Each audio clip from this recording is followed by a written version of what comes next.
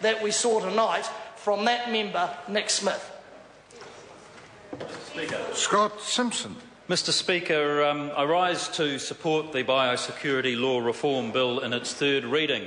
And in doing so, Mr Speaker, I want to remind the House that I'm a new member to this House, and I'm not going to therefore dignify the contribution of the member that has preceded me with a response, other than to say, Mr Speaker, that as a new member I know that that's the kind of speech that makes the public who are listening and watching this presentation on TV tonight roll their eyes and wonder what it is that we do in this House. Here we are, Mr Speaker, debating important legislation that goes to the very root of supporting our primary industries and the very basis of our economy and prosperity for the future.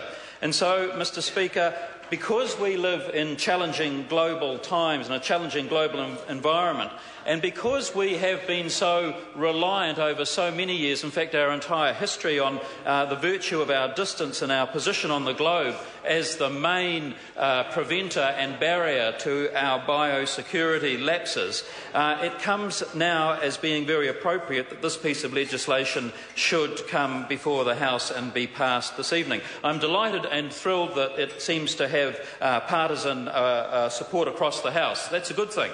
That's a very good thing, because I have the pleasure of representing a rural electorate, the very fine electorate of Coromandel. And in that electorate, of course, horticulture, agriculture, and all the cultures for that matter, aquaculture as well, these are all primary industries that are the backbone of the Coromandel electorate. And I know that in my electorate, Mr Speaker, communities in Katikati and in Waihi, and most recently in the area of Whenuakiti on the northern end of the peninsula, have been plagued by the PSA drama that is confronting our kiwi fruit industry. And so biosecurity is important in my electorate and will continue to be so. And I'm very pleased that this government is taking the appropriate action and prevention measures that are required to ensure that our primary industries are protected in a way that is effective going forward. And I remember it was only a few months ago that we had that example of the single Queensland fruit fly that was found in the urban electorate of Mount Roskill. And for me, that proved that the system does work. It was Phil Goff's electorate, that's right, but it wasn't Phil Goff that was the fruit fly.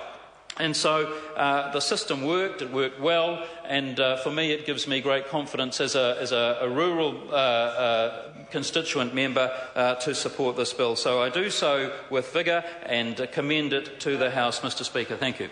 Mr Speaker. Is this a split call? It is, right. 5-minute call. Reno